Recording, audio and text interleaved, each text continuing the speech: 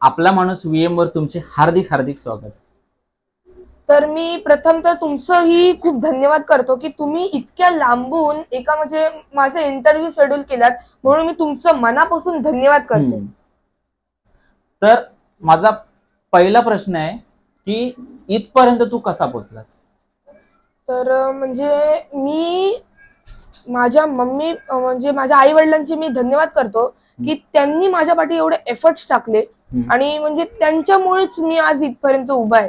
आणि माझे ज्यांनी मला म्हणजे लक्ष्मण उतेकर सर जे या मूवीचे दिग्दर्शक आहेत, त्यांनी मला एवढा सपोर्ट केला, प्लस अँटी कास्टिंग टीम ज्यांनी माझं ऑडिशन घेतलं, प्लस ज्यांनी मला हे तलवारबाजी शॉर्ट ट्रेनिंग जे मी आता मूवी मध्ये करत आहे ते ज्यांनी मला शिकवलं, त्यांचे हे मी मनापासून धन्यवाद करतो, कारण की त्यांच्यामुळेच आज मी इथपर्यंत उभा. बरोबर. तर खूप चांगल्या पद्धतीने तू सांगितलंय. मला असं विचारायचं आहे की आता तर सगळ्यांनी तुझी ऍक्टिंग बघितली पिक्चर मध्ये, ह्या व्यतिरिक्त तू काय काय करतोस?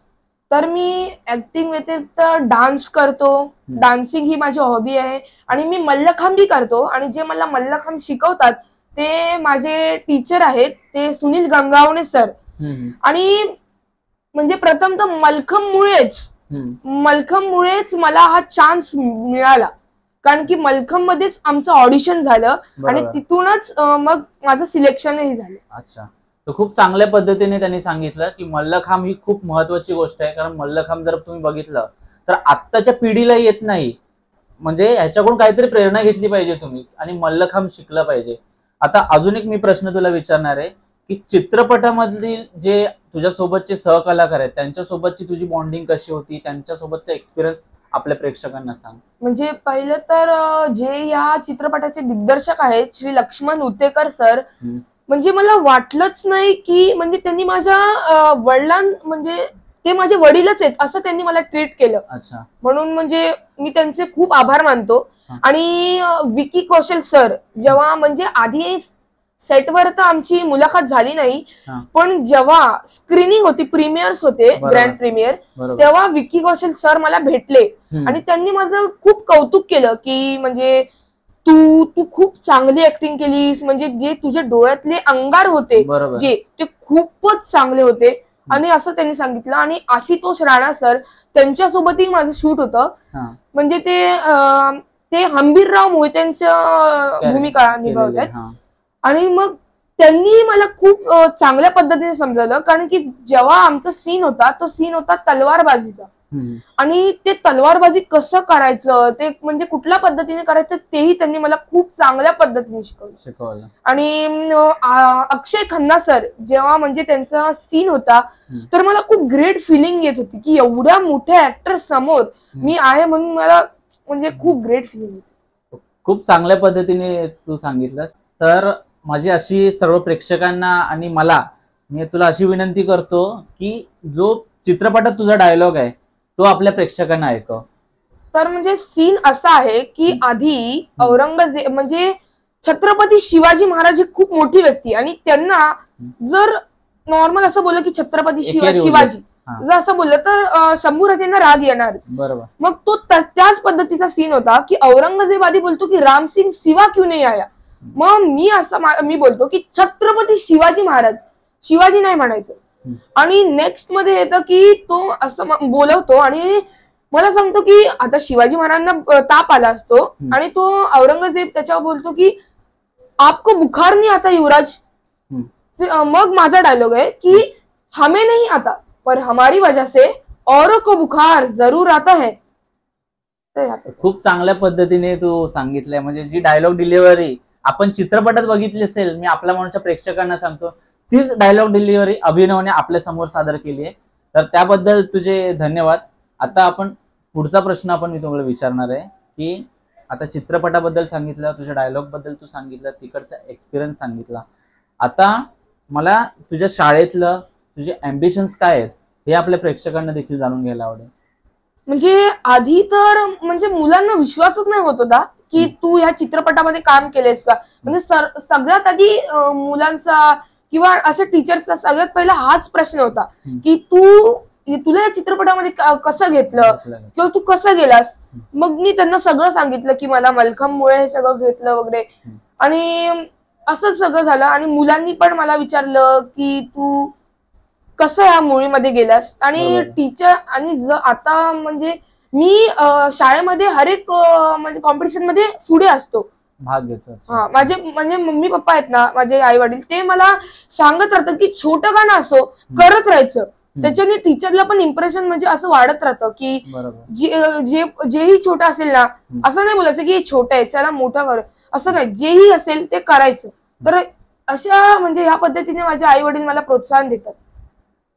खूप चांगल्या पद्धतीने तू सांगितलंस. माझा अजून एक प्रश्न आहे की छावा पिक्चर आम्ही सगळ्यांनी बघितलेला आहे, तू सुद्धा बघितलं असेल, तर तुझा काय एक्सपिरियन्स आहे पूर्ण चित्रपटाच्या बाबतीत? तर माझा खूप म्हणजे हा ग्रेट एक्सपिरियन्स आहे, कारण की एवढ्या मोठ्या दिग्दर्शकाला भेटणं हेही माझ्यासाठी खूप भाग्याची गोष्ट आहे. आणि एवढ्या साऱ्या ऍक्टर्सला भेटणं, जसं की आशुतोष राणा सर, अक्षय खन्ना सर, विकी कौशल सर, यांना भेटणं म्हणजे मी स्वतःला भाग्यवान मानतो. आणि प्रथम तर मी स्वतःला भाग्यवान मानतो की मला छत्रपती संभाजी महाराजांची भूमिका साकारायला मिळाली. म्हणजे माझ्यासारखं लक्की या दुनियात कोणी असेल असं मला वाटतं, कारण की छत्रपती अशा थोर पुरुषांची भूमिका मला साकारायला मिळाली, म्हणून मी स्वतःला भाग्यवान म्हणतो. आणि मला खूप म्हणजे ग्रेट एक्सपिरियन्स होता माझा. बरोबर.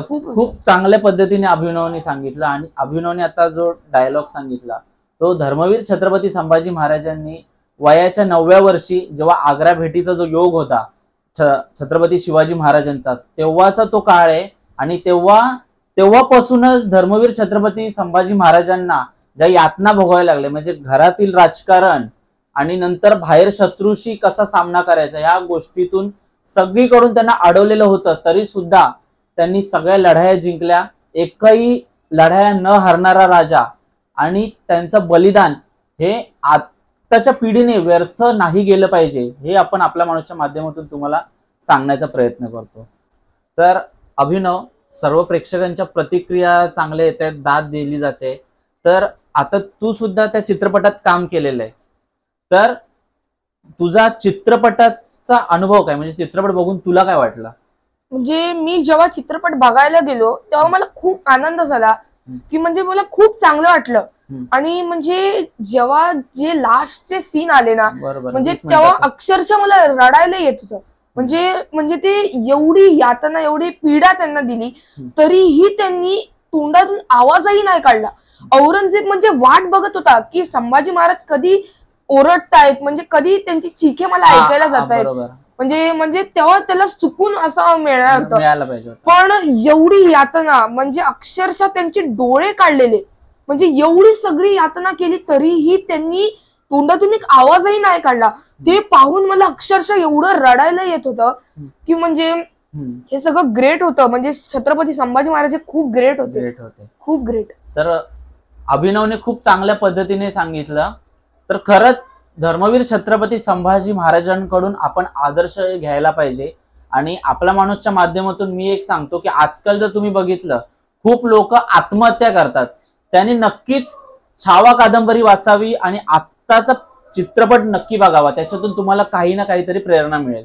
तर खूप चांगल्या पद्धतीने अभिनवने सांगितलं. तर अभिनवच्या सोबत अभिनवच्या आई वडिलांचा देखील याच्यामध्ये हातभार लागला होता, त्यांचं खूप मोठं योगदान आहे. तर त्याबद्दल आपण त्यांचे सुद्धा एक्सपिरियन्स जाणून घेणार आहोत. आणि आत्ताच्या तरुण पिढीसाठी ते आपल्याला काय सांगणार आहेत हे देखील आपण जाणून घेणार आहोत. तर आपल्यासोबत अभिनवची आई देखील आहे, कारण सेटवर त्यांचं जास्त येणं जाणं असायचं, अभिनवला घेऊन जाणं सेटवर वगैरे. तर त्याबद्दल तुम्ही काय सांगाल आणि मुलाला काय प्रोत्साहन केलं ह्या बाबतीमध्ये? सेटवर वगैरे सकाळी आम्ही इथून 5:45ला घरातून निघायचो आणि तिथे लवकरच पोचायला लागायचं.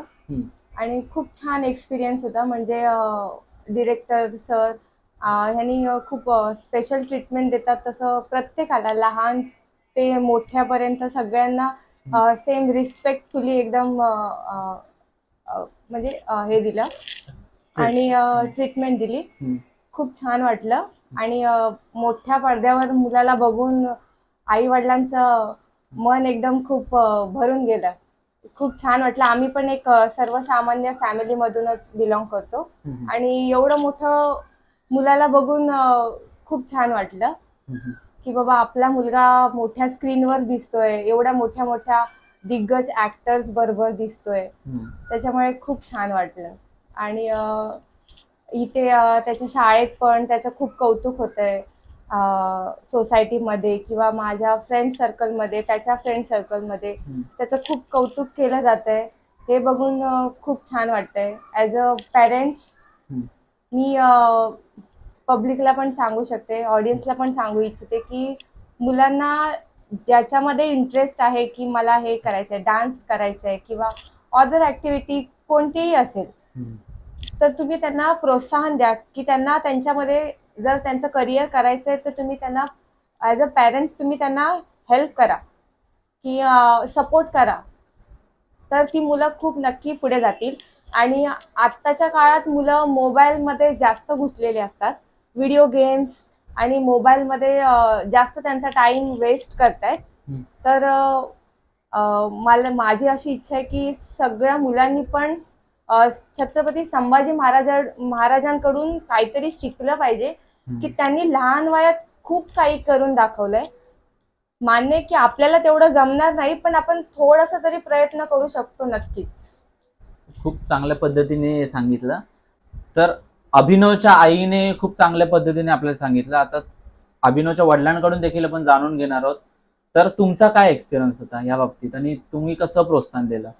एक्सपिरियन्स म्हटलात तर तो खूप ग्रेट एक्सपिरियन्स आहे. ऍक्च्युली जेव्हा त्याचं ऑडिशन झालं तेव्हा ऑडिशन सिलेक्ट झाल्यानंतर आम्ही कोणालाही गोष्ट डिस्क्लोज केली नव्हती. मग ते फॅमिली मेंबर जरी असले तरीही, कारण काय होतं, शूट होतं आणि बऱ्याच सारा सिक्वेन्स कट होतो, ते दाखवणार की नाही ते पण जरा डाऊटफुल वाटतं. मग जेव्हा आता आम्हाला ग्रँड प्रीमियरला बोलवलं आणि सिलेक्शन झालं म्हटल्यानंतर तो मुलगा नक्की फिल्म मध्ये आहे हे शुअर झाल्यानंतर आम्ही माझ्या मित्रपरिवाराला आणि आम्ही सगळ्यांना सांगितलं की त्या फिल्म मध्ये एक पार्ट छोटे शंभूराजे म्हणून ते परफॉर्म करतायत म्हणून. तर हा एक एक्सपिरियन्स ग्रेट होता. आणि मूवी तर आता खूप चालते मूवी. बरोबर. ऍक्च्युली अभिनव बद्दल सांगायचं म्हटलं तर लहानपणापासूनच आम्ही त्याला छोट्या छोट्या गोष्टींमध्ये आम्ही त्याला पार्टिसिपेट करणं, त्याचा कॉन्फिडन्स लेवल कसा ग्रो होईल याकडे स्पेशली लक्ष देणं, कारण पब्लिक समोर त्याला प्रेझेंट करायला सांगणं, या छोट्या छोट्या गोष्टींमधून आम्ही त्याला पुढे घेऊन येण्याचा प्रयत्न करतोय. आणि आज याचा सगळ्याचा परिणाम जर का आपण बघत असू तर आज तो चांगला एका मोठ्या पडद्यावर आपल्याला दिसतोय सगळ्यांना. आणि त्या गोष्टीचं ऍज ए पॅरेंट्स म्हणून खूप प्राऊड फील होते मला. बस जास्त काय बोलणार नाहीये या ठिकाणी, एवढंच बोलायचं वाटतंय. तर खूप चांगल्या पद्धतीने सांगितलं. तर आता चांगल्या पद्धतीने ही मुलाखत झाली. तर आपला नेहमीचा एक प्रश्न असतो की तुम्ही जाता आपल्या प्रेक्षकांना आणि आई वडिलांना आणि मुलांना काय मार्गदर्शन कराल किंवा काय संदेश द्याल? प्रत्येक आई वडिलांना मी एवढंच सांगेन की मुलाची आवड कोणत्या गोष्टीमध्ये आहे हे बघा.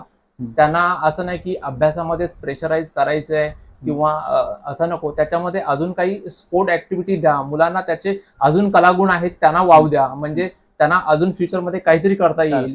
आणि जास्त करून मोबाईलवरती, जसं की मॅडमने मगाशी सांगितलं, प्रत्येक मुलं ही आजकाल मोबाईल गेम्स वरती गुंतलेली असतात. तर मला स्वतःला भाग्य समजतो. आम्ही याला कोणत्याही गोष्टीमध्ये मोबाईल, असं नाही की मोबाईल देत नाहीये, मोबाईल देतो, पण एवढ्या प्रकारे देत नाही की बाकीची मुलं हँडल करतात, की जे पबजी गेम्स असू दे किंवा मैदानी खेळवरती आम्ही जास्त फोकस करतो. आणि त्याला पब्लिक समोर कसं प्रेझेंट करता येईल हे त्याच्या फ्युचरसाठी ज्या गोष्टी कामाला येतील त्या गोष्टींवरती आम्ही जास्त फोकस करतोय.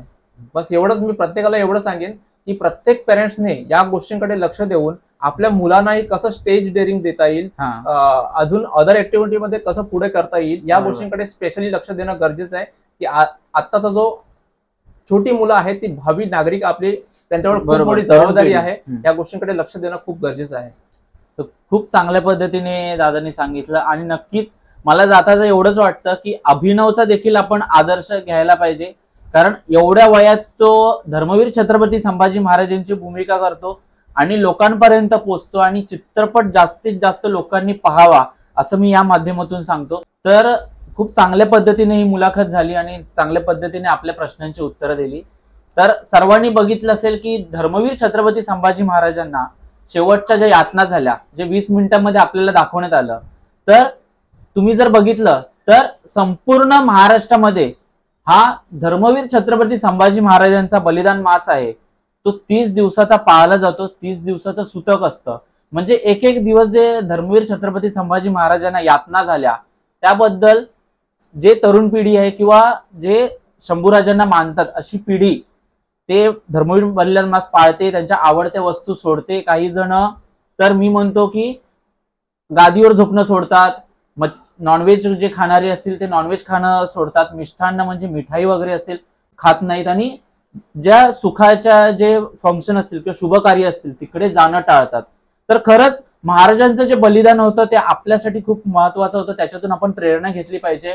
आणि 30 दिवस महाराजांना 40 दिवस जे यातना झाल्या ते ह्या बलिदान मासातून आपण शिकू शकतो आणि त्या यातनातून आपण देखील आपल्या जीवनामध्ये काही ना काहीतरी संकटांवर मात करून पुढे जाऊ शकतो. एवढंच मी सांगून थांबतो. तर असेच नवनवीन विषय, नवनवीन व्यक्तींच्या मुलाखती, नवनवीन ठिकाणं मी तुमच्यासाठी घेऊन येणार आहे. त्यासाठी पाहत राहा आपला माणूस VM युट्यूब चॅनल. त्याला जास्तीत लाईक करा, शेअर करा, सबस्क्राईब करा. जय हिंद, जय महाराष्ट्र, धन्यवाद.